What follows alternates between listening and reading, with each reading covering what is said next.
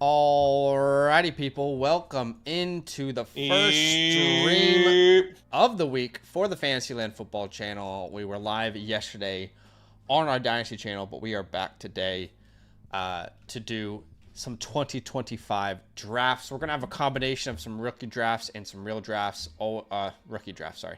We're going to have some combination of some mock drafts and some real drafts. And there we go.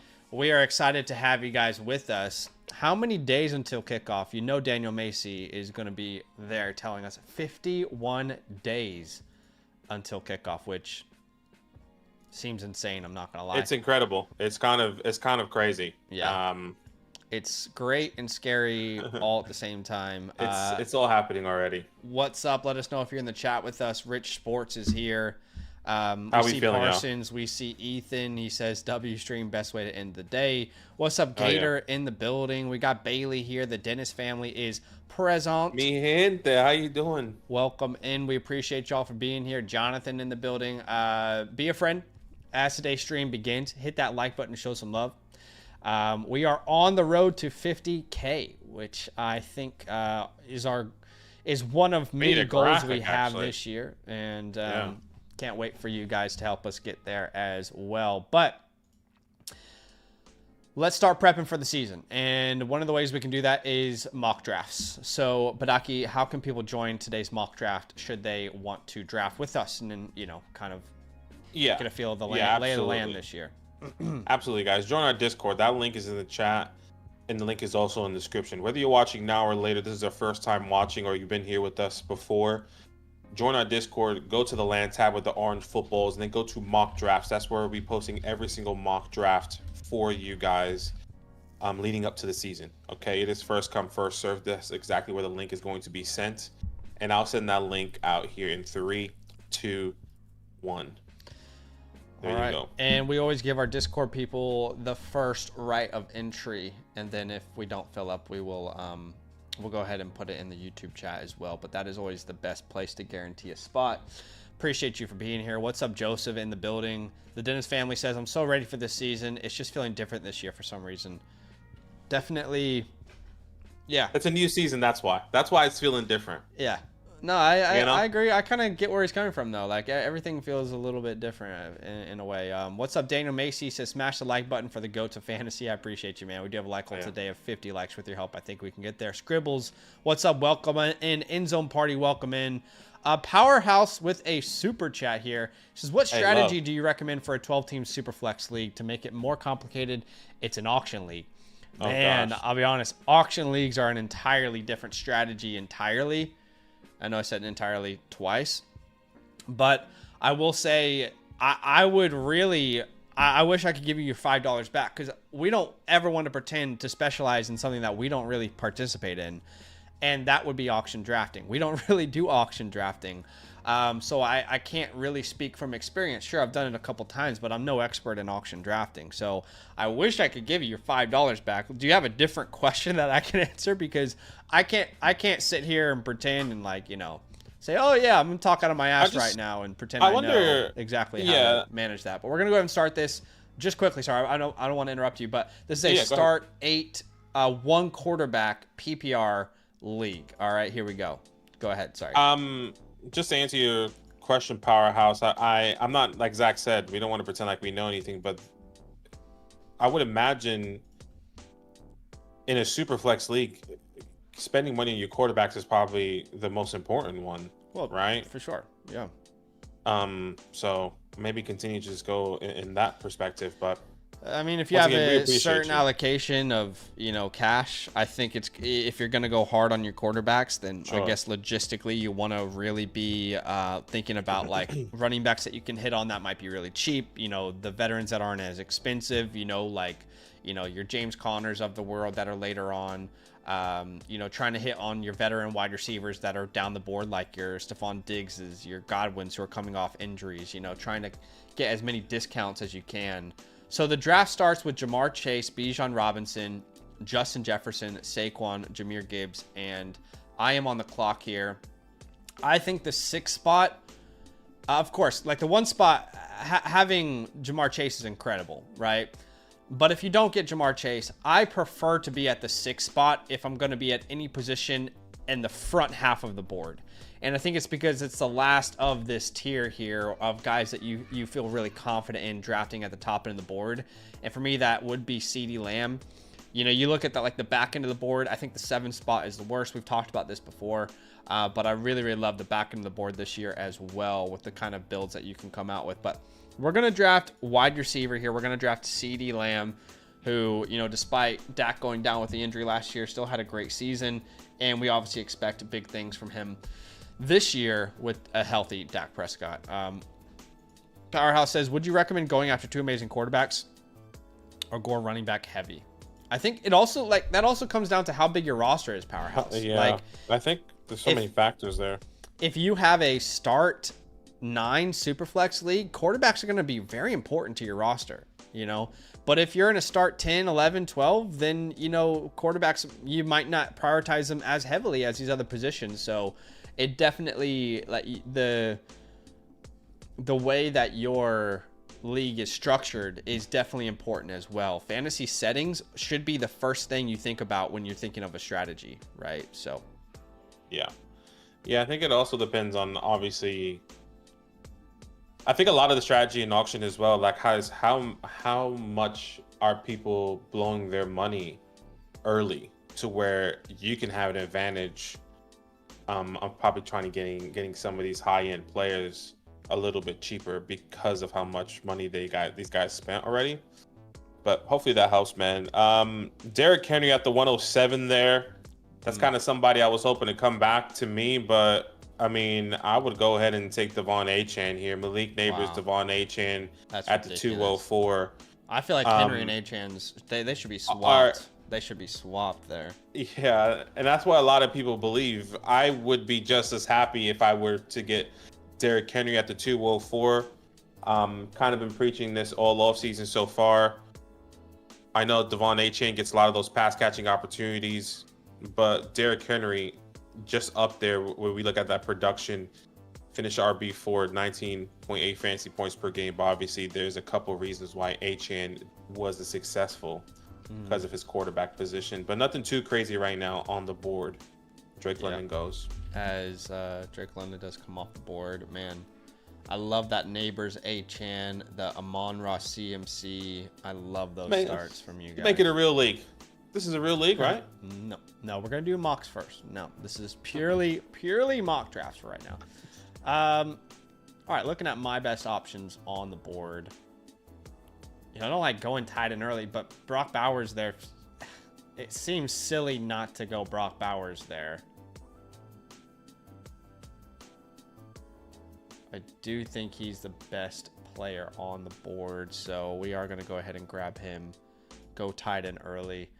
A couple of tight ends I really feel comfortable doing that with, and of course Brock is one of those names. Yes, we did hear about Quinshawn, and we talked about that in detail on our Dynasty channel yesterday. I think one thing that you and I didn't discuss is there is a real possibility that this doesn't even impact his 2025 season. You know, if this goes to a trial or something, there's a very good chance that it's pushed to 2026. But obviously not an ideal situation all the way around. A terrible thing to hear about, and let's kind of stay tuned on that as more information comes out. What's up, Derek? What's up, NMB? Don't know the answer to that. Why don't we set a light goal here for a second mock draft, Badaki? Why don't we say let's do something crazy then? We had 50 light goal. We're not there yet, but if people want a second mock, how many likes should we set the goal at for a second mock? What do you think? Well, I was thinking 75 or something. 75? Okay. 75 likes equals second mock draft. So make sure you like that. All right, so let's set a light goal. If people want another mock draft, we'll set it to 75. You'll get another chance to get into a draft with us. And yeah. What's up, Tiny Goose in the building? Mike, you know exactly why I didn't take the 107. Gator says, I want to try a different strategy, but Barkley just fell to me at the 4 spot. I definitely am not afraid to take Saquon. I have a video coming out about that here soon. What's up, Joe? Welcome in. Okay, so after Brock Bowers comes off the board, we do have Ladd McConkey, then Josh Jacobs, Trey McBride, Rashee Rice, and Jackson Smith-Njigba. Jacobs at the 2-9. He's going earlier and earlier. I thought he was a locked and loaded 3rd-round pick, but now he's starting to sneak into that 2nd round here. Yeah. You know, interesting. Last year was interesting because people were lower on Jacobs because the theory was, well, the Packers love to use 2 running backs, right? They always have 2 running backs involved in their offense. I don't know if we really got to see how that's going to shake out because Marshawn Lloyd never stayed healthy. And yeah, I know everyone's like, well, you know, Emmanuel Wilson was better than him anyway. I don't think you can say that because we didn't get to see a healthy Marshawn Lloyd. So I am curious what Marshawn's role will be. I mean, is there a scenario here where they just remove Jacobs from 3rd down entirely? I don't know. Just a conversation that I think we should have. Yeah, I mean, it's definitely something that we're going to have to monitor as we get into camp because, you know, Marshawn Lloyd didn't really have training camp, right? I don't think we've seen him on the field once, not even in preseason. I could be, correct me if I'm wrong, but he got hurt early. Yeah, he got hurt in camp, and then he got hurt when he was healthy during the season, and he just like in this rotation, just couldn't stay healthy. Yeah. But there is a lot of good coach speak on Marshawn Lloyd right now, this offseason from them. So, like here's a read from Theo Grimminger.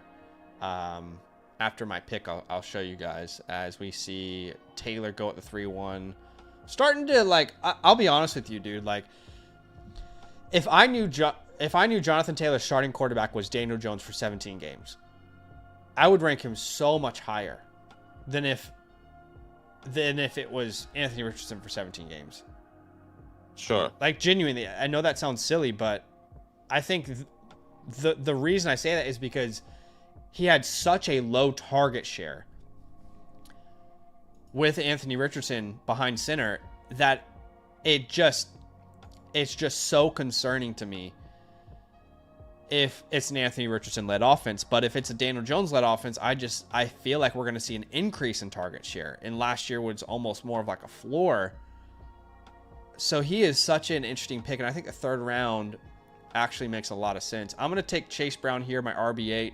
I actually have Chase Brown ranked ahead of Derrick Henry. I know that sounds crazy, but I'll take him there at the 306. I am ecstatic with this start. It's a difference between starting at the 7 spot and the 6 spot.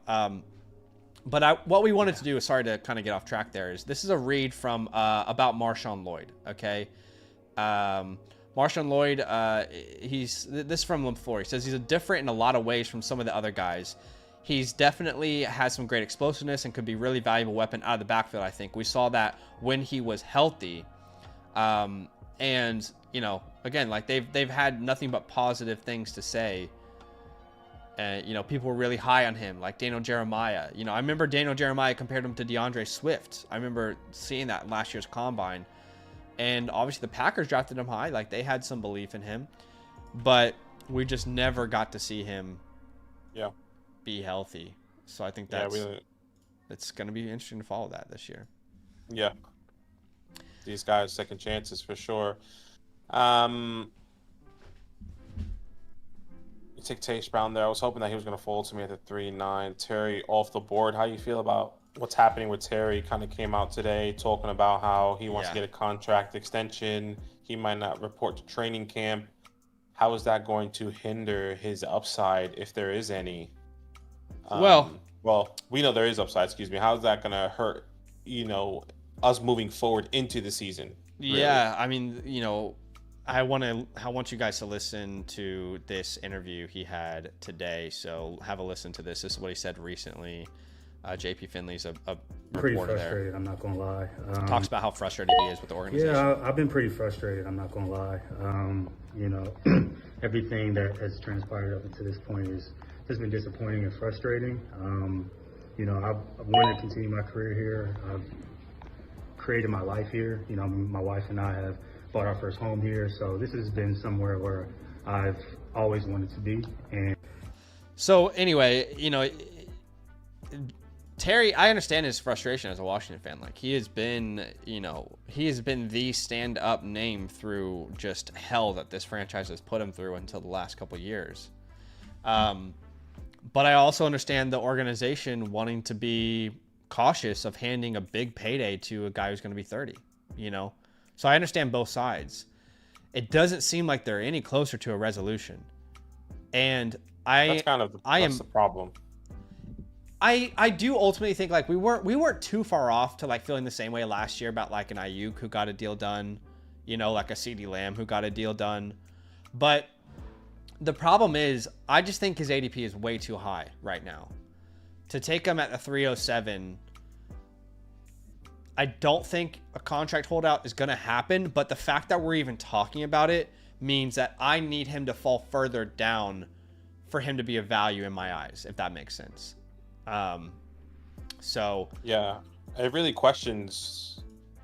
Well, I guess really outside of Debo, there's no one else on that team. I guess Zach Ertz, right? So yeah, I hear the perspective there. Yeah, but what leverage do the Commanders have? I mean, the leverage that they have is, do you want to waste it's kind of the same thing with James Cook. Do you want to waste a year of your career?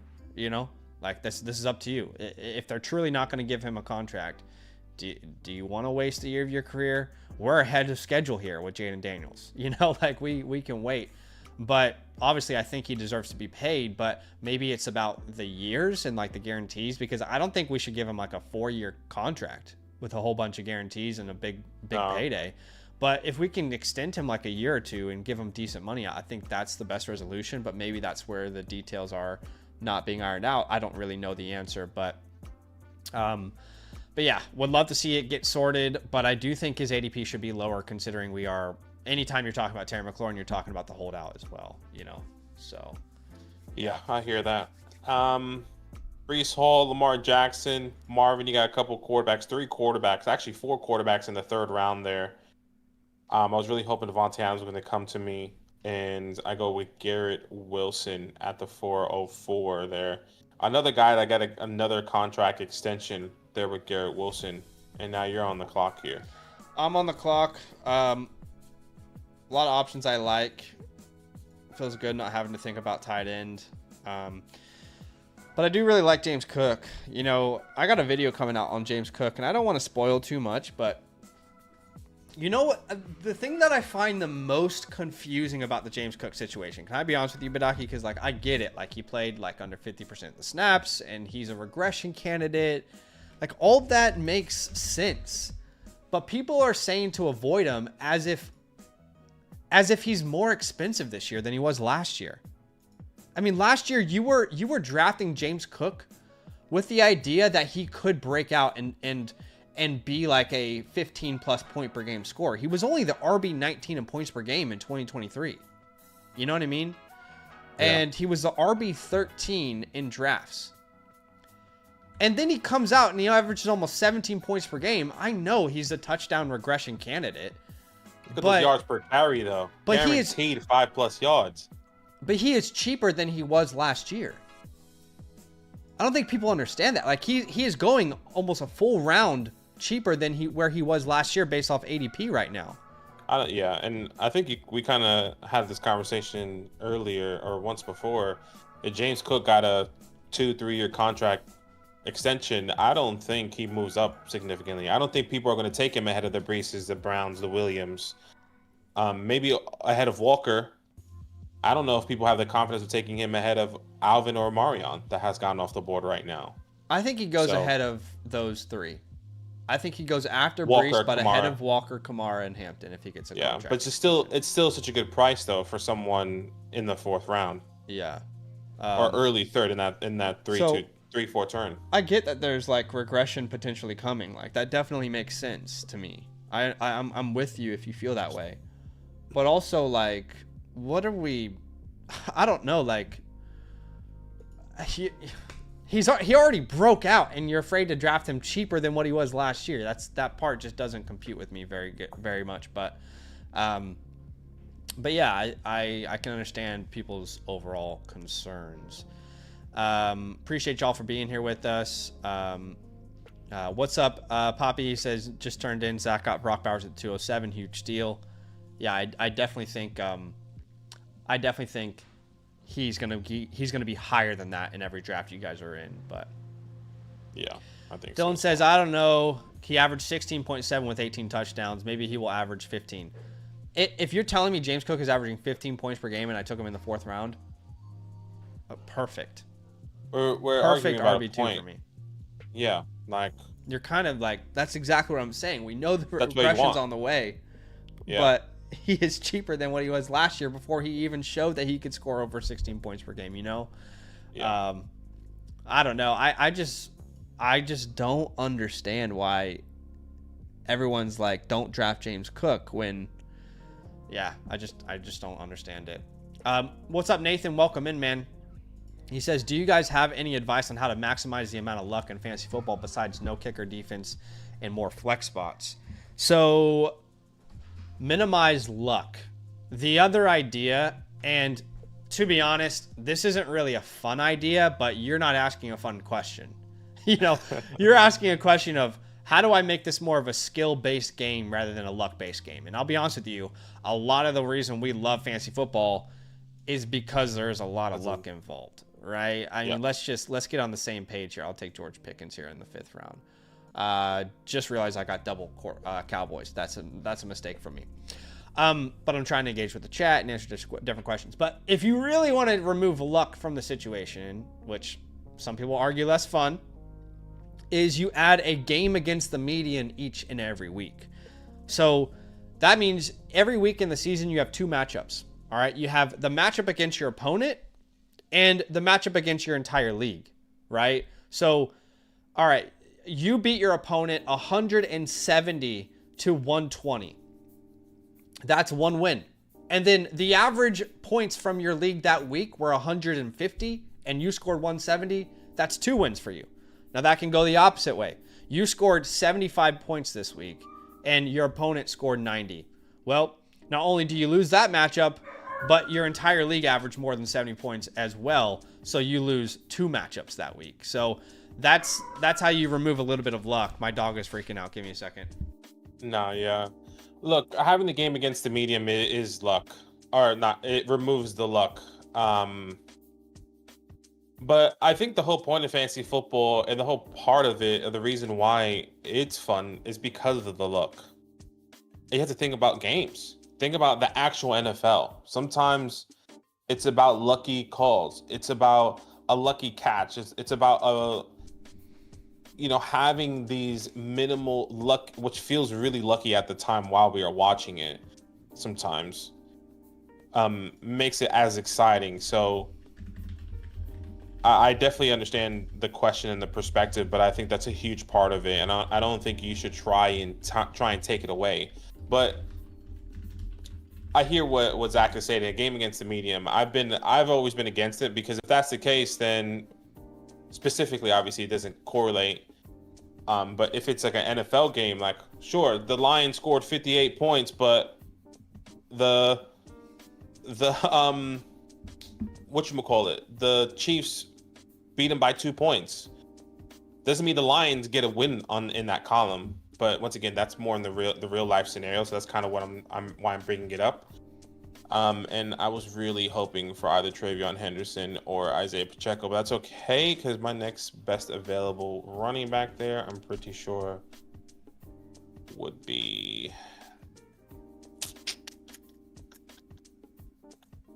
Yeah. Anyway, I think luck. Yeah, I mean, a lot of people are saying like luck is a part of the fun, right? So. But that if you do want to make it less luck-based, that is a way that you could do it.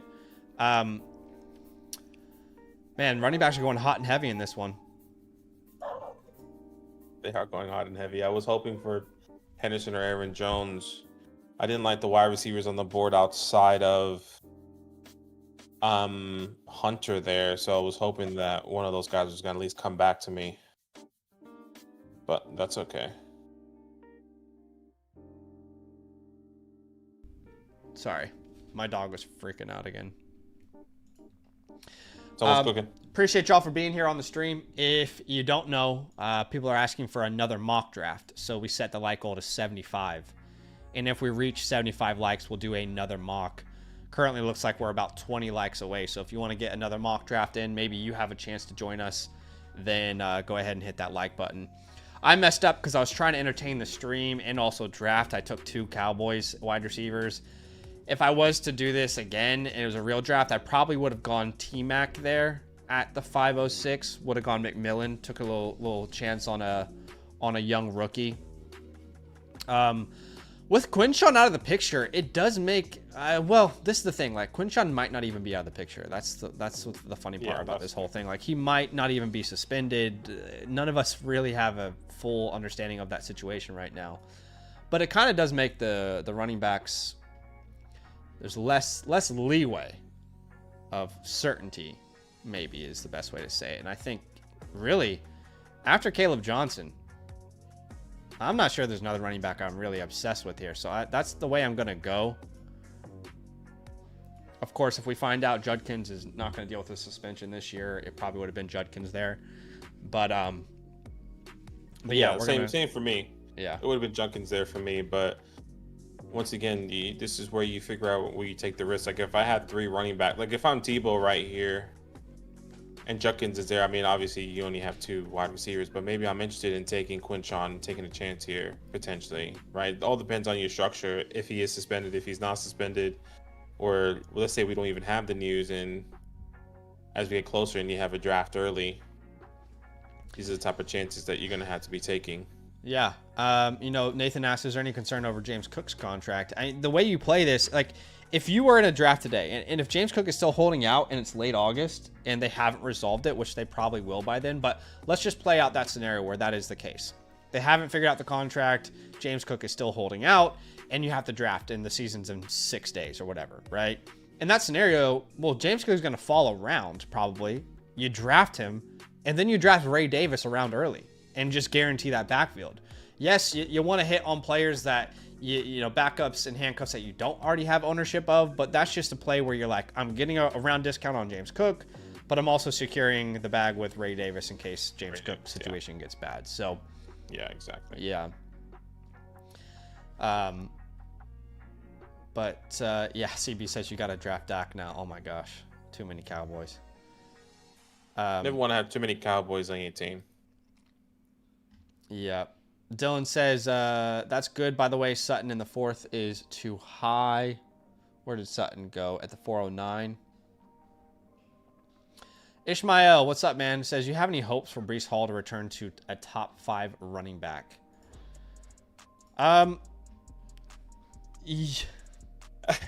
5? Look, I don't know. I don't think so. That means that we'd have to have Bijan, Saquon, Gibbs.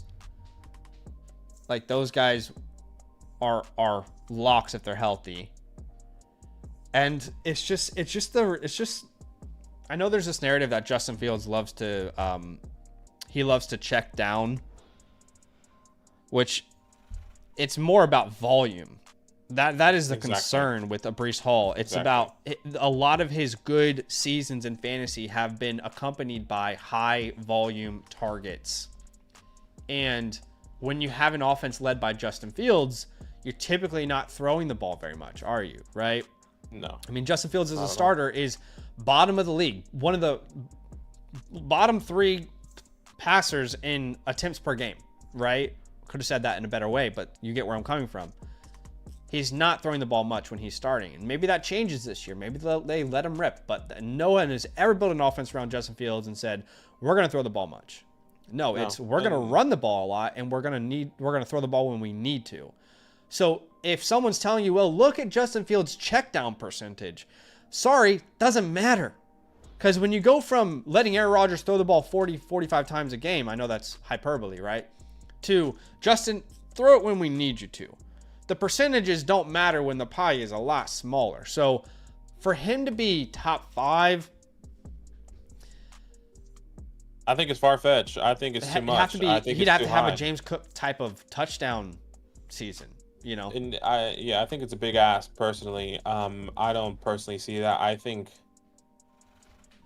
it's kind of, I put Breece Hall in the same category as like Jonathan Taylor. You kind of have to hope that scenarios happen in the same way, right? Like you're excited. No one's excited for Jonathan Taylor and Anthony Richardson. Why? Because it takes opportunities away. I think the exact same thing is said with Justin Fields and Breece Hall.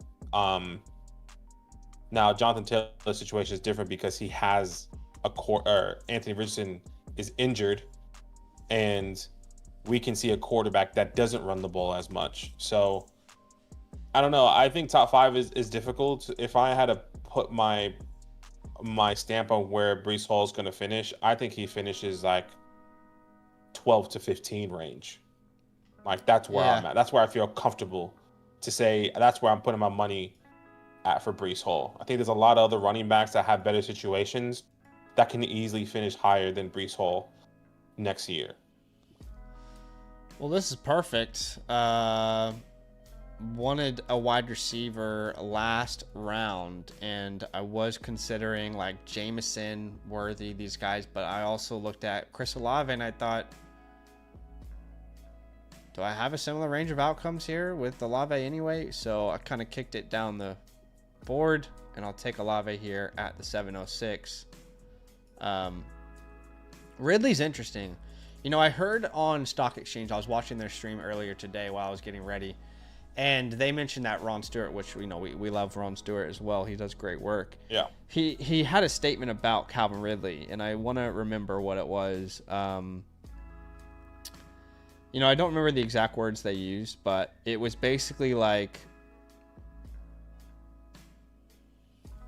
it was a statement along the lines of like, if Calvin Ridley hits, it's not going to change your life, basically, right? Like if Calvin hits, he's probably a top, 24, 25, 26, 27 wide receiver in fantasy. But you're also risking a lot with that pick as well, because history tells us Calvin. Sorry, I was just gonna say, is that Calvin hitting? I guess yeah, top 24. Sure. Yeah, I mean, is there a range of outcome where he's top 12? Like, I guess if you think there's a range of outcome, then, you know, take him in the 7th round is a no-brainer. I don't see that range of outcome, personally. Sure. But if you draft him and he does miss, it's a pretty big hit to your roster, I think. So, it's just an interesting way to look at it, because in a lot of best ball tournaments, he's going in the 5th round. He went in the 7th round here. But it's just like, you know, if you're going to pay like 5th or 6th round price for him, is there really the upside baked in? Like when I take Pickens in the 5th round, I think I do see upside of a top 15 finish. Same with Hunter, same with McMillan, same with Waddle, you know. But with Ridley, I just like, a lot has to happen for that to go right, I think. So anyway. Yeah, I mean, I think the pathway's there. Okay, perfect. I'm going to take Ricky here. Yeah, I like Ricky Pearsall. Don't know that I would go 2 veteran tight ends here in the 6th and 7th round by Team 10. You know, think about how difficult it was to find a starting tight end last year. And there was really like 3 guys you could trust. So to spend a 6th and 7th round pick on guys that we don't know if you can trust week in, week out at this point of their careers, I don't know if I like that. I guess I said this in Dynasty, but like I think it's gonna reset. I think we're gonna find so many tight ends that are gonna be steals. I could be wrong, but in reality, like you kind of mentioned, there's only 3 tight ends you were trusting last year: Brock Bowers, Trey McBride, George Pickens. We need George Pickens. Sorry, George Kittle. We need TJ Hawkinson to be who we thought he was, but he was injured. He missed the whole season. Sam Laporta was also injured. Mark Andrews, I guess he didn't really do too much, right? Like he wasn't injured. He started off terribly, and if you drafted him, you might have dropped him. So he was a good finish, but don't know he was foundational. I feel like if we get another 3 to 4 tight ends that feel comfortable, I feel like the tight end position has bounced back. We don't need 7, we don't need 8 players to bounce back. We just need the other 3 to show up, and it's like, okay, we got something here. I'm gonna change the clock to 30 seconds here. I love that you have the confidence in the position. I don't. I don't have that same confidence. I don't have the confidence. I'm just saying that's what could happen this year. Yeah, I guess it could happen. I think the most likely outcome is there's a couple guys you really love to start, and everyone else is just hell on a week-to-week basis. That's what I think is the most likely outcome. But I guess, yeah, bounce back is possible of the position. But, you know, again, I'm going to say the same thing I've said all year. If I don't get Bowers, McBride, or Kittle, I'm not going to dip my toe in the Laporta pool, the Kelsey pool, the Hawkinson, Andrews pool. I will punt that thing all the way to the end. Tyler Warren, Colson Loveland, take a shot on the upside. Go Brenton Strange, the sleeper. You know, I'm just not going to play in that pool. The waters are too deep for me. Got to get my floaties on. We appreciate y'all for being here with us. We have a like goal today of 75 likes, and if we reach it, we'll do a second mock draft.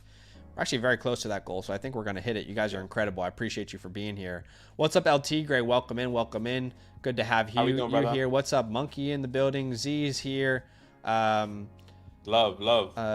We see Bailey. He's been here. But Bailey says, I dropped Mark Andrews week 4 last week for Pitts on my waivers, and it didn't work out. Yeah. Tiny Goose says, is Auten too far to punt? Probably. That's probably too far. You might as well not draft the tight end and then just hit the waiver wire after week 1. Yeah, we saw a little bit of success in that run with Mike when Mike Evans went down after Chris Godwin injury, and I thought he was going to be my savior in the flock league, and that wasn't the case because I punted the tight end position and I took Jake Ferguson, thinking that he was going to have a somewhat decent year, and he was non-existent. So my tight end position was really struggling. Yeah. I'm trying to remember where. Let me have a look on what that. Darnell Mooney comes off the board. I have a video that dropped on the channel yesterday, and I talked about Darnell Mooney, how I loved him, how late he goes in drafts, how he's just such a safe flex. And someone commented, said, Darnell Mooney sucks. I was like, of all the players I brought on that video, which, by the way, if you don't know, video dropped yesterday, 7 players I will go to war for. I just found it hilarious. Like, of all the players that you would, like, talk about in the video, you talk about the one that was the cheapest. You know, like, the guy that has the least amount of risk. I was like, all right, fair enough. Sounds like you have something against Darnell Mooney. I've never met a Darnell Mooney hater in my life. That's the funny part about it. Is like, is it the first time I've ever met someone who actually hated Darnell Mooney? Like, what the heck? It's just weird. There's always a hater for a player out there, man. There's always a hater for a player, man. That's right. Say it twice. The city's so nice they named it twice. I took Bo Nix in the 8th round. He is probably going to end up being a my guy this year, as Jaden Daniels was a my guy last year. That's auto pick for you. Welcome Jonnu Smith to Dennis's team. In the 9th round, do I take a shot on Ayuk? I think I do. I think I put him on my pup. I can start in this scenario. Like I said, I would have taken T-Mac or Hunter probably at the 5-6 instead. I have a starting lineup here, and I can put Ayuk on the pup on my team, go to the waiver wire, pick up another sleeper I like. 9th round. 9th round Ayuk is nice. Yeah. It's going to be, obviously I took Ricky at the 8-4. If Ayuk's going to miss time and Jawan Jennings is going to be traded or a holdout, Ricky Pearsall is the number 1 target there. I'll take him. What's up, Rendon? I can promise you new strategy videos are going to come out here soon on the channel. But yeah, I mean, it would be an injustice for me to tell you, like, you know, here, let me break down my strategy in 30 seconds when in reality, like, strategy, you really need to dive into context, and we probably won't do that here on the mock draft. No question. But we appreciate you. Stay tuned, man. For sure. Yeah. Turn on those notifications. What's up, Jesse? Welcome in. Good to have you here. Okay. I feel like I'm going to continue. Actually, no. Let's go Zach Charbonnet here. I really want to take a wide receiver, but I'm not in love with my running back room. Achane, Aaron Jones. Not in love with that. I really wanted Quinshon there at the 7-8. That would have made me feel a little bit better. Yeah. The fact that I was planning on taking him at the 6-4. I like Charbonnet a lot, honestly. Like, you know, he's the unsexy, but you've already seen him average over like 17 points per game without Ken Walker, so you know he can do it. Trenton has a question. He says, what do you think about Swift with this offensive line? Bro, it's funny you asked this question because literally there's a video coming out soon where I'm specifically diving into the offensive lines for every running back. Bro, you said that like 3 times already. You have a video for everything, this guy. Oh, okay. I'm joking, bad. I'm just saying that I'm messing with you. we're on the same wavelength with everyone here. So, yeah, no, it's a good video coming out. Yeah, definitely wanted to switch things up, get a little unique, and that's what we did on that video. So, yeah, no, it's that video will either be out in the next couple days or on your Monday. I don't know which one we're gonna release first. You know, Tucker Kraft. I'll be honest, the Tucker Kraft dynasty hype is not reflected in the redraft ADP. Like in dynasty, he's like a top 10 locked and loaded guy. But in redraft ADP, I mean, you got him in the 10th round. He's another example of like, if you're going to punt the position, just get Tucker Kraft. Just put him on your roster, you know? At least I feel that way, personally. Yeah, I mean, I'm not a big Tucker Kraft guy. I think a lot of his success came from Luke Musgrave's injury. And they kind of... not that they believe in Musgrave more, but that's kind of where I believe. By the way, the Dennis family, you're on auto pick. All you have to do is toggle that off on the queue. Yeah, I don't think I agree with that. I think Tucker Kraft is the better player, and I think he's just proven that he's a better player. But I do agree with you that Luke Musgrave could potentially be really annoying for Tucker Kraft. Like, I'm not saying...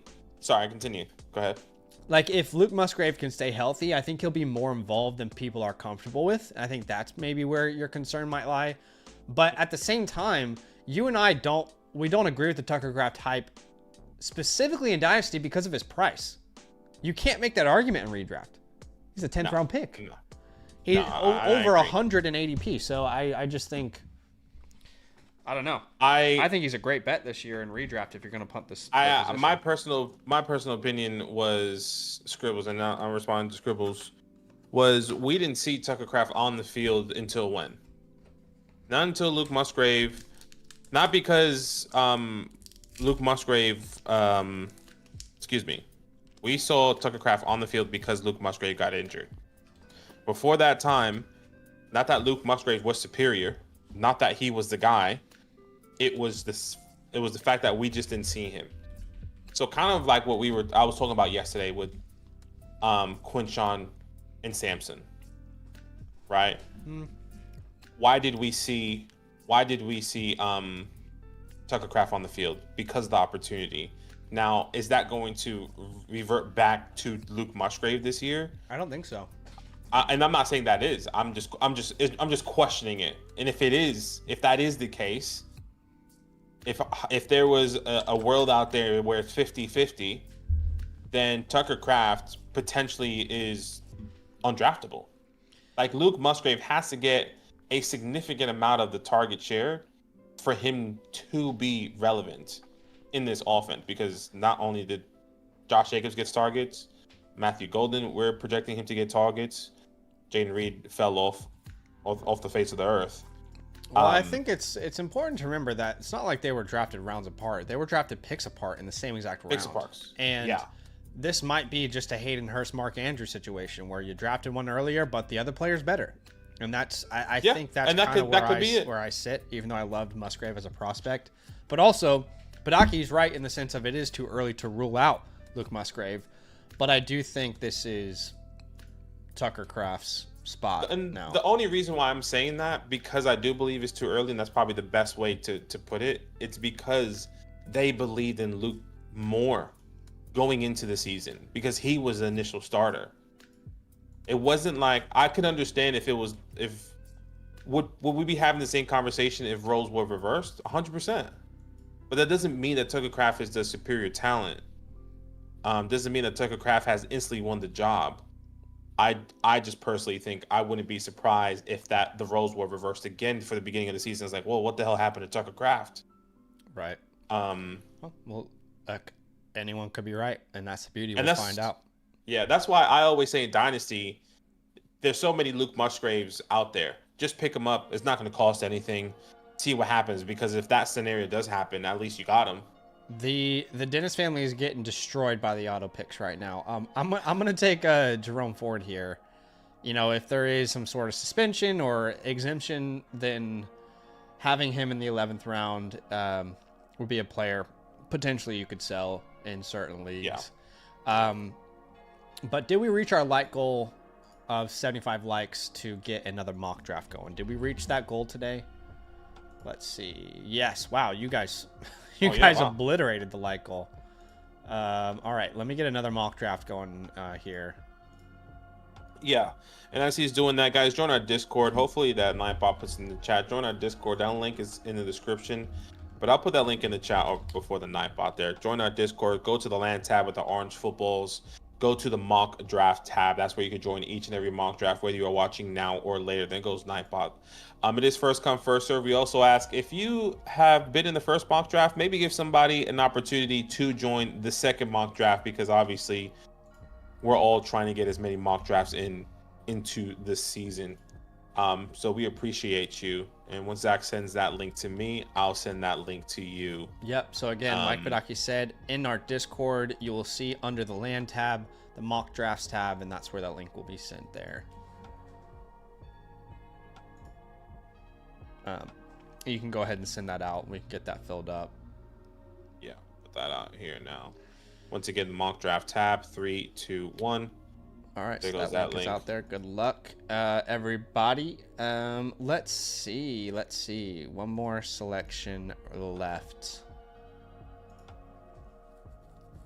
Maybe a little I'm on the clock here. Toot and Delight. I don't know. Let's see.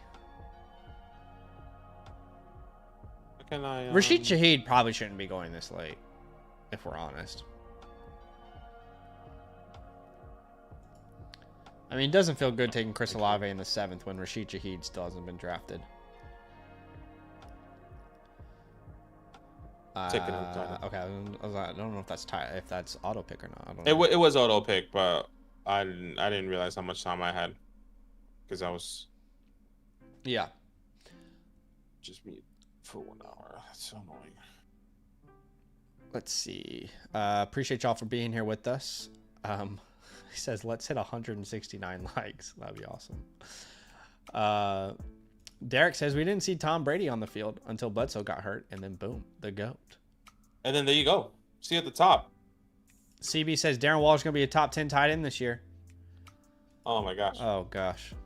I mean, we were preaching that at the hilltops when he got to the Giants. Okay. I love you guys, but how the hell is Justin Fields available for me in the last round, in the 12th round? I mean, let me tell you. What the hell are you guys doing? I'm running laps around this mock draft. I got Lamar Jackson. I got the real. You took him in the 3rd round, bro. I got the real deal. You took him in the 3rd round. I mean, what are we doing letting Justin Fields fall to the 12th, y'all? We've got to wake up right now. Switch on. Walmart Lamar. All right, we're gonna get this other mock draft started. You guys help us reach our like goal, which was 75. You smashed it. You obliterated it. So we're gonna go ahead and start this other mock draft here. Same format, 1 quarterback, and I'll start the 1 spot here by taking Jamar Chase. It is 30 seconds on the clock, so be aware. Don't get autoed. Don't get arrested. Anybody know what that's from? I do not. I think that's from Little Rascals. Yeah, it's a old school show. Yeah, no, I know what it is. Don't remember. I'm trying to think of where that's at in the movie. Don't get arrested. Anyway. Scribble says, man, Tootin was a mid to high 2nd round in rookie drafts and no one wants him in redraft. Yeah, I do think that obviously, like, the high bet right now is Etienne's a starter for that team. But I do think, like, Bigsby and Tootin are still picks I'm very comfortable making because they're so late and anything can happen. You cannot convince me that Etienne, like, if you were to ask me the percentage chance I thought Etienne was a starter for that team for all 17 games, it'd be very low. Wouldn't be very high. You ask me that about Ashton Genty, I'd say I bet 99% and maybe an injury happens. You ask me that about Etienne, say what, like 50%? Maybe 46? I don't know. Like, it wouldn't be a very high.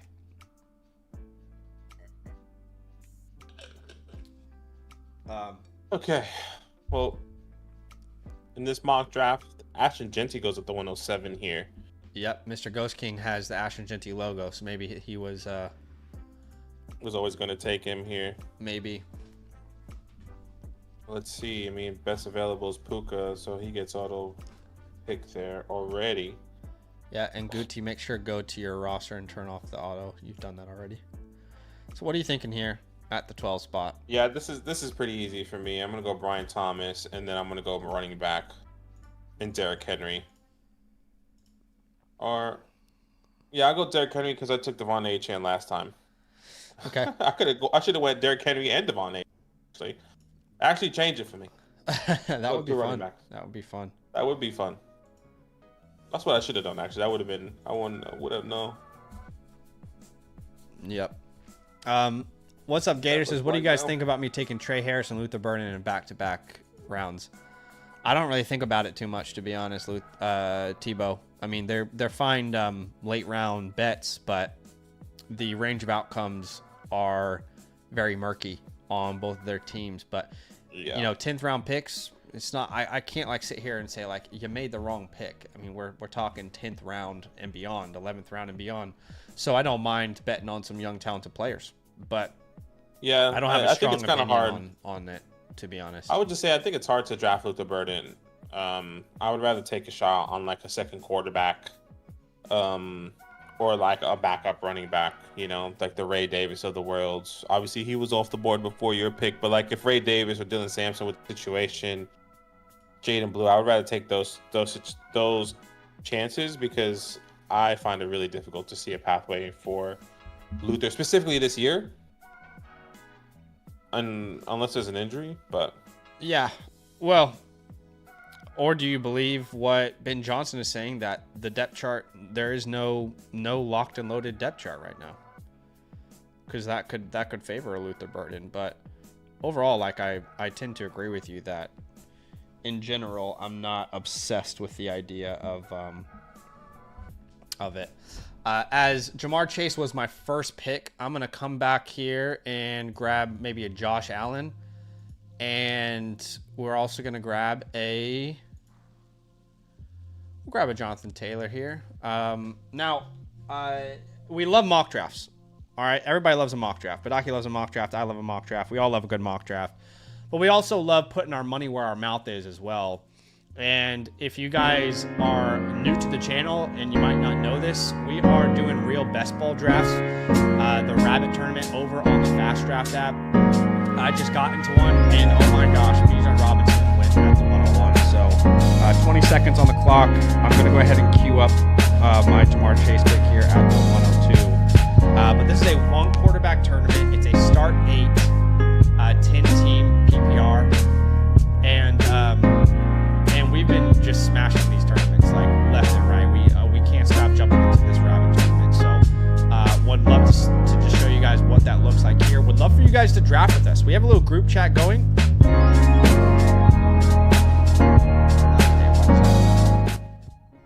I apologize greatly.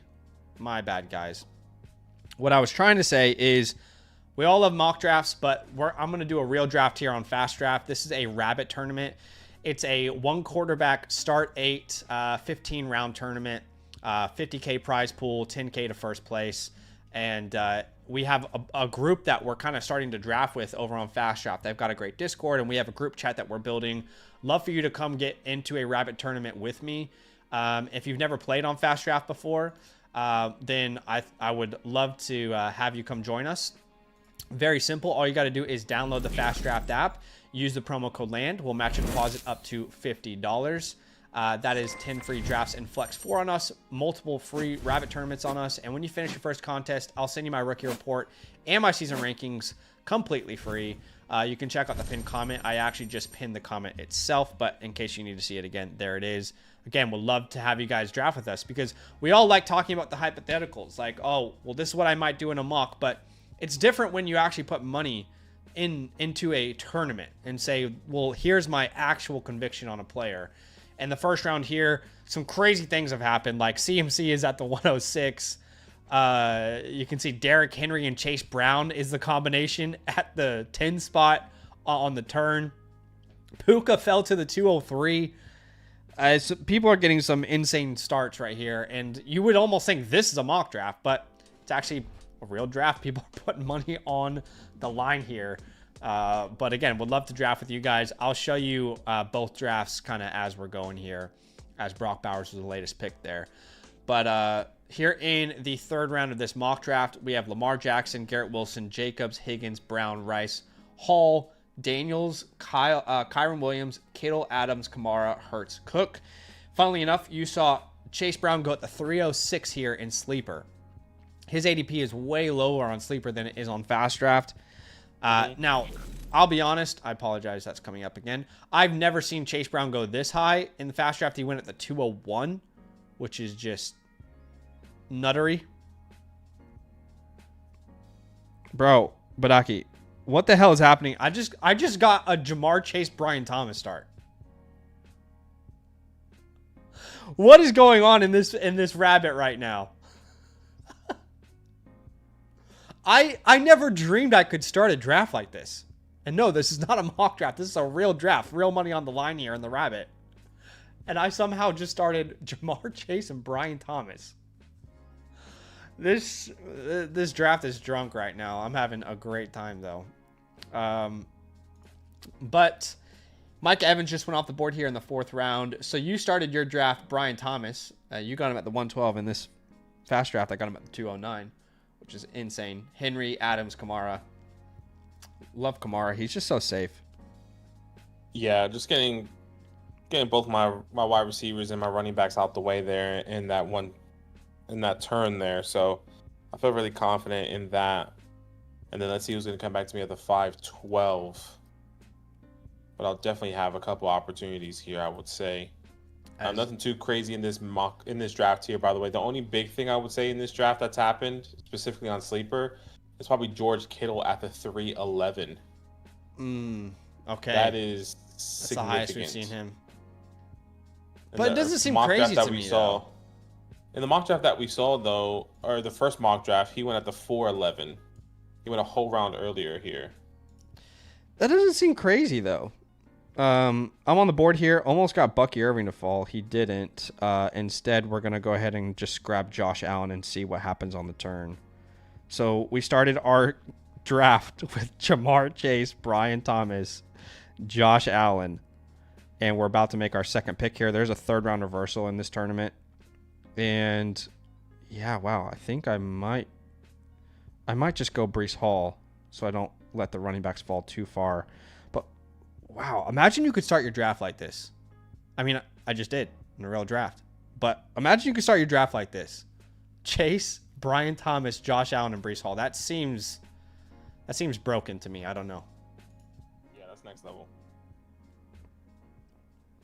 That is absolutely next level there. Love the start for you.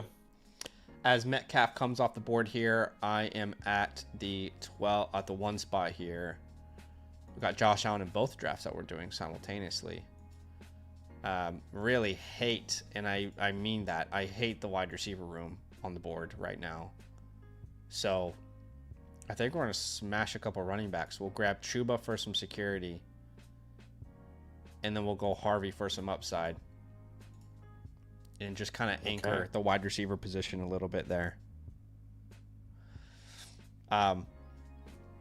But again, would absolutely love for you guys to come draft with us over on the FastDraft app. We can't stop drafting, and would love for you to be the same, kind of you know, we have a problem. Use the promo code LAND.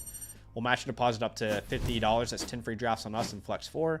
When you finish your first contest, you're going to get my rookie report and my season rankings, my cheat sheet, completely free. Check out the pinned comment in the chat. And then DM me if you sign up, and we'll draft together. We'll draft together as well. Badaki, unfortunately, didn't make this fast draft, but hopefully we'll get to another one. Scribble says, Zach, your team is very similar in the mock. Yeah, oh, true, because Chase fell as well. So many crazy things are happening in this one. Okay, hold on, wait. So I have Chase, Brian, Josh Allen, Brees. I have Chase and Josh Allen in both. This real draft and this mock draft. Apologies. I got to get my stream deck figured out. That's so annoying. But yes, Travion Henderson comes off the board there. James Conner, DJ Moore, David Montgomery. I wonder what the flock league is going to look like, because last year everyone was pretending they were allergic to running backs, and I went running back heavy and ended up having a really good year. I don't think everyone's going to have the same strategy this year, though. Okay. Yep. Good chat.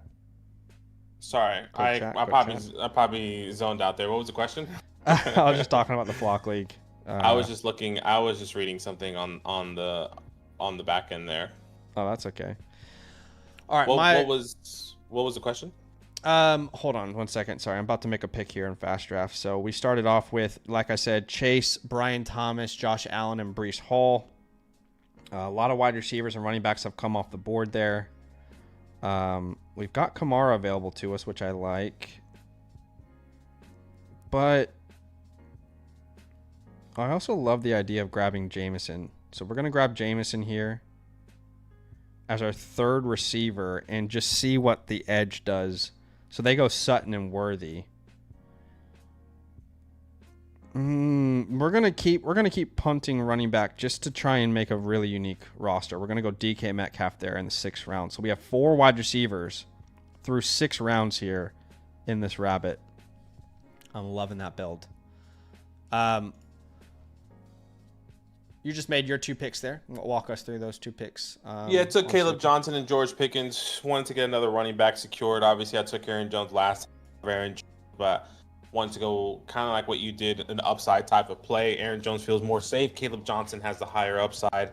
Same thing with the wide receiver position. Feel really comfortable with BTJ and Devontae Adams. Yeah. Wanted to go upside with George Pickens, even though I'm not a big believer in George Pickens, but I can definitely see those boom weeks where he gets 25 plus points.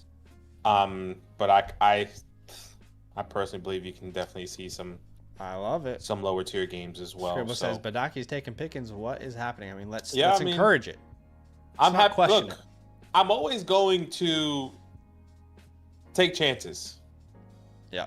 And I could be wrong on somebody, but I will definitely have them on one of my teams for sure, because you want variety. Yeah. If that was the case, I would have all my teams be the exact same. Yeah, and that works out really well when you hit on all your players, but it works out terribly when you miss on all your players. So. Exactly. So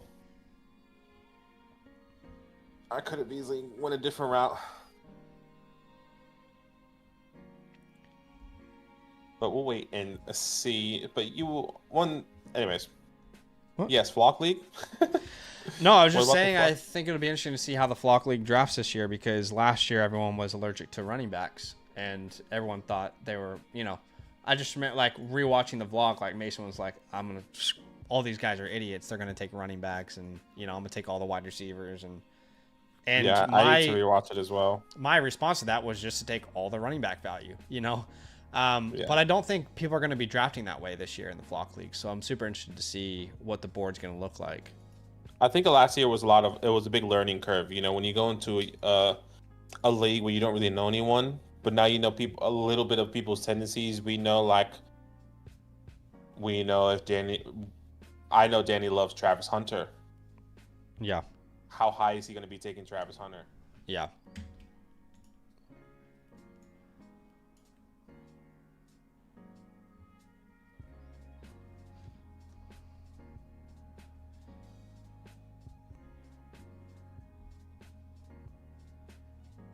Yeah.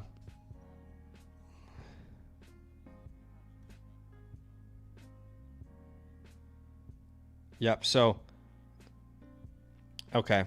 I took Chase, Brian Thomas, Josh Allen, Breece Hall, Jameson Williams, DK, Pacheco in the 7th round. And now we're going to come back. Now we're going to come back and take another running back here in the 8th round in Aaron Jones. So went wide receiver heavy to start, but still ended up with a Breece, Pacheco, Jones backfield.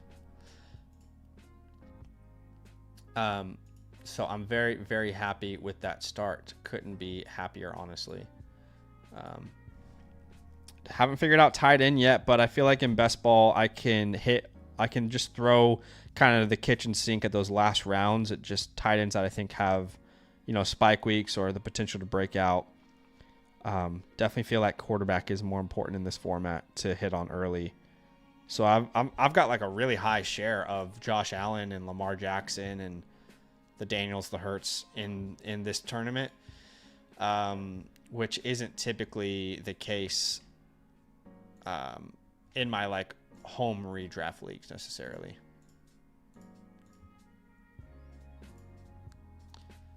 But by the way, they couldn't hear me on the FastDraft. I fixed that on the FastDraft page. Okay, that's good. Just wanted to make sure.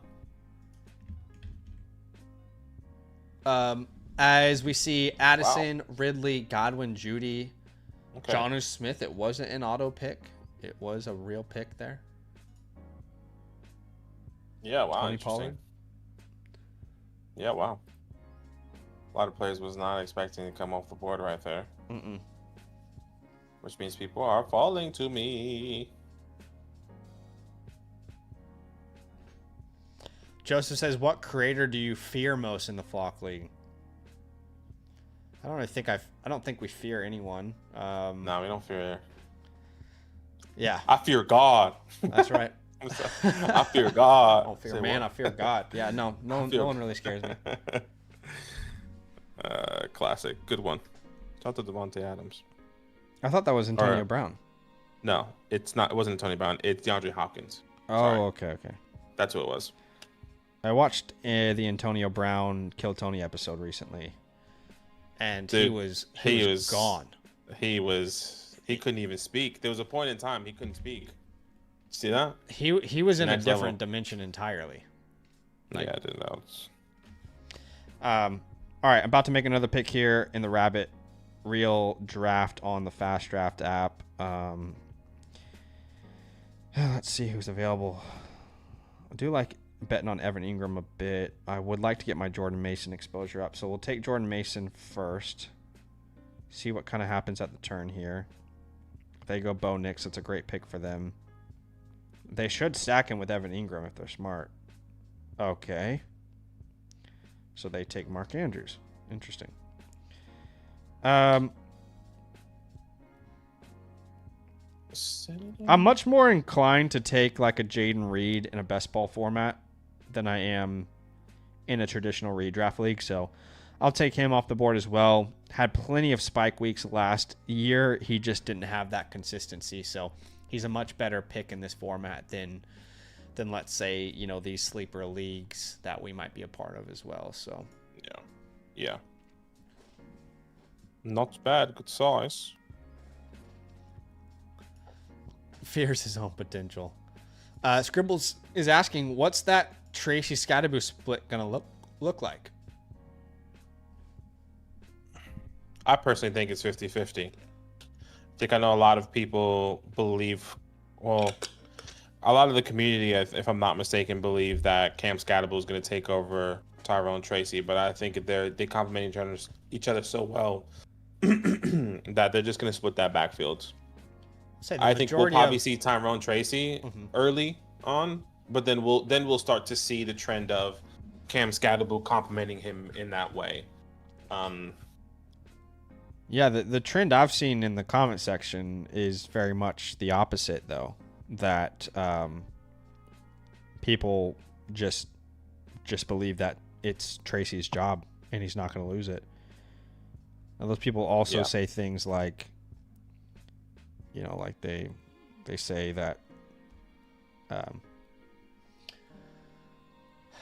they say Scadaboo is nothing but a fullback. So, but I think it's a very common thing for people to be anti Scadaboo right now in Dynasty, at least. The reason why I don't think he's a fullback is because Brian Dable likes having two running backs he can rely on. That's the whole point of. I don't mean like logistically people are saying he's a fullback. I mean they're like he's not good. Is what people are saying. I don't think people are like logistically being like, no, he's a fullback. No, I understand. I can definitely see that perspective for sure. But I think I like the 1-2 punch. You know, a lot of the times last year Tracy had those big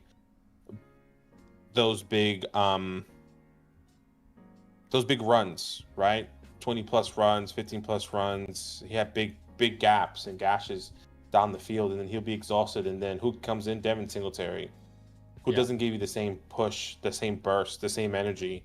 So to have Cam Scadaboo to come in to relieve him, have the same power. I'm sorry. That's kind of what you want. I wanted to stack Keon Coleman and Josh Allen so bad. Unlucky. Oh, and it was just taken away from me. That's so frustrating. Like, what are you doing, draft? Why are you drafting him? Stupid. Bro, you've got Jalen Hurts and Patrick Mahomes. Like, draft someone else. So annoying. That happens to me all the time. You know what's funny? Ever since I told you that I never got on the 101, the last like 3 or 4 drafts I've gone after that has been the 101. And that is funny. Me being Trevor dumb, Lawrence here, sorry, just to stack with Brian Thomas so I get some sort of continuity with this lineup here. All good. Me being dumb, always trying to push it. I always wanted to get Jamar Chase and Joe Burrow stack, and I always leave it 1 round too early, and then a bunch of Randys take Joe Burrow for no reason, early as well. So annoying. They'll take him in like the 2nd or the 3rd, like to piss me off for some reason. So I feel like the next time I have the 101, I need to take Joe Burrow like at the 20, what is it, 212? The 210? Right. So yeah, because the 3rd round reversal. I took Mark Andrews there at the 9-1. I don't really want to take a tight end early, but figured, I can punt it to the 9th round and take a shot on Mark. Not a good option. What's up, Scotty? He says, brand new Superflex startup next month. Where is your favorite pick if there's no 3rd round reversal? I want to be in that top 4, ideally. Top 3, ideally. Grab me a Josh Allen, Lamar Jackson, Jaden Daniels, and then I don't have to worry about a reversal. I can get the 3rd 301 as well. I think that's your best spot to be in my opinion. Appreciate you, brother. Hope all is well. We had to make you a moderator because you're not one here on our redraft channel. Oh my God! Someone just took Dalton Kincaid. I keep getting sniped like by the most random. Like, what are you doing? No one likes Dalton Kincaid. Why do you? Oh my God! Like, someone just took Dalton Kincaid before Loveland in this league. It's like, bro, you don't even like Dalton Kincaid. Like, what are we talking about here? No one likes Dalton Kincaid. You can't convince me you like Dalton Kincaid. What are we doing? I hear you, Mike. Out. It definitely has to hold the ball, but we'll wait and see. I think he'll definitely be better going into this year. Got to remember, it was really his 2nd year playing the position, right? I mean, I think that last year in Purdue of that college season, I think that was his 1st year at running back. Yeah. And then he comes into the league, breaks out. Essentially, his 2nd year. So, let's go 2 wide receivers here. Really easy. Let's go Darnell Mooney, Mike Pittman. Loving this draft here at the edge. I almost got Pittman in the 13th round in this fast draft, but unfortunately, it didn't work out. So we're gonna grab a little Rashad Bateman here. And that's going to piss off the guy next to me because he drafted Lamar Jackson. But I'm hoping Isaiah Likely comes back. He's looking at you, screaming at you, saying, what are you doing? No one cares. So if everyone's going to, say, I don't care about your stacks, fuck you, I'm going to do the same thing then. He goes Trey Harris. And who's he gonna take? Come on, don't take Likely. Don't take Isaiah Likely. Don't be smart. Don't be smart and stack Likely with. Okay, great. Oh, that's actually a pretty good pick from him. Not gonna lie. All right, we're gonna grab Likely and hope that Brenton Strange makes his way to our last pick, because we got to take another tight end here. We can't just rock with Likely as our only tight end in this build. But, you know, we can throw a Hail Mary at Kyle Pitts if we want. We can throw a Hail Mary at Zach Ertz. Isn't a bad Hail Mary either. Mason Taylor, yep. I like to go that way sometimes. So let's see what happens on the comeback. Shout out to Kim K. Shout out to Kim K. Great supporter of the show. Yo, Scribbles, you coming to Austin, Texas this year or what? Astermind says, why do you want Kincaid when you can grab Loveland? Because I drafted Josh Allen. And I want to stack them in best ball. Want to get some correlations going. Yeah, it's all about the correlations. It's all about the stacks there on FastDraft. The more stacks you have, because it just kind of just gives you the higher upside for sure. You want the spike weeks in these competitions. Yeah. Over on the FastDraft, we're doing best ball style. So you want them spike weeks that you can correlate with.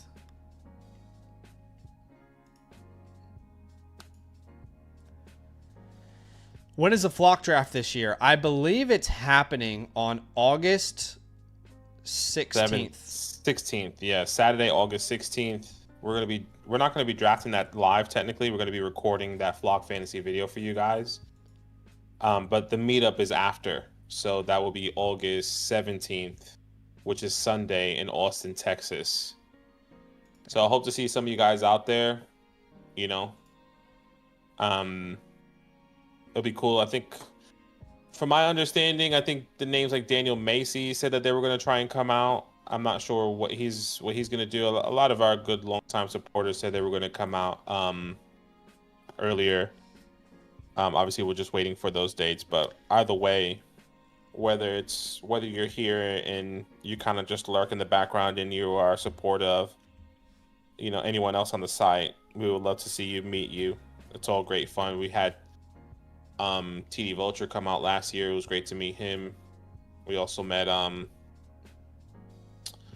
Stephen Day as well, and we were significantly smaller last year as well, so we had a really small knit group.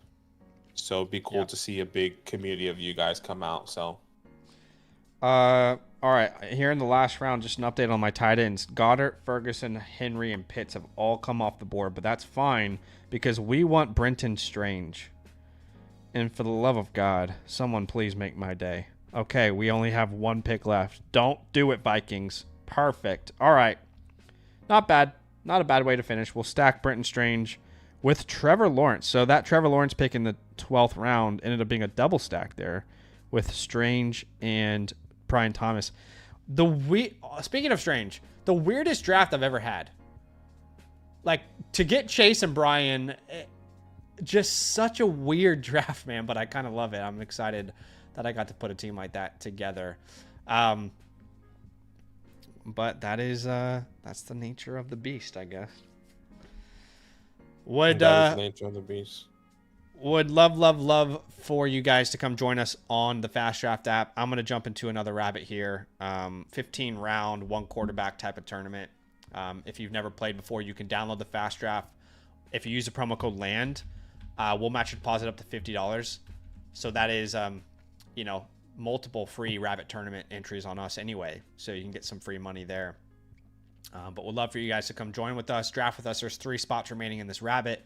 And by the way, when you do sign up, if you do, please DM me because I'd love to add you to our group chat where we kind of let people know when we're going to draft together. So we'd love to see you guys over there on the rabbit tourney.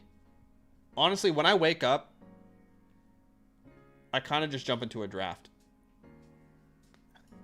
I'm kind of just like, yeah, I'll jump into one. Yeah. Just me? I mean, no, I definitely do the same. I've have been trying to get into a bunch. Sometimes it's a little bit with Brooks. It's just been interesting. because like I want to focus. Bro, so I much see you. I see you in those tournaments every day. I mean, know, there's times you and I aren't even talking. It's the weekend, and I jump into a draft and I see Badaki in a draft. I'm like, okay. Yeah, and then what's frustrating is like I stopped doing that because the times that I think that I have time, it's actually so not true because of my little one. I'll get into draft and be like, all right, I'm chilling, like, you know, he's out playing. I'll be sitting down, I'll get into a draft, and I'll make my first like 3 picks, and then he comes back in, and I'm just like, F. I'm like, damn, and then like I feel so good about my first 3-4 picks, and it just goes to shit. I was like, I get frustrated. I was like, you know what? I'm only drafting when I'm on stream and like when Brooklyn is not home with me. Right. Yeah. That makes sense. I mean, because there was a minute there where like every draft I was in, you were in. I was like, this man. Yeah, is and literally, that was literally me. I was in it. I wanted it. I still want it. I'm more cautious now because I really want to build the best teams, and I don't want to half-ass my teams. That's what's frustrating. I feel like the last 10 drafts that haven't been on live stream have been half-assed because of Brooklyn. Right. As Horrendo is picked here in the 12th round, and I have one more selection remaining here. Dylan Sampson's not a bad pick. Did Jerome Ford get drafted? Yeah, he did at the 11th round. Look, I have a lot of running backs already. I probably would go. I don't think it's crazy to try and like grab Likely if you draft Andrews, in case there is some crazy changeover this year. But we're gonna go Strange there as one of our last picks. But I don't think it's crazy to if you go Andrews. No, I don't think to handcuff him with Likely. It sounds weird, but do you know what I mean? Yeah, it's just going to be difficult. I think when it comes down to situations like that, it's going to be difficult to kind of navigate because I think both those guys are going to be involved. Yeah, we just don't know how much one of the other is going to be less involved. So yeah. Again, you know, appreciate you guys. We had a great stream today, but just a friendly reminder, if you haven't tried out the Rabbit yet, first off, if you download the FastDraft app and use our promo code LAND, you're going to get your deposit matched up to $50 anyway. So you have free $50 to play around with. So you can get a couple drafts for free anyway. But this is FastDraft's signature full best ball tournament. 20-second time clock, so it doesn't take very long to do these leagues. Full PPR scoring, 10 teams per league. There's a third round reversal, which is very unique. Not many...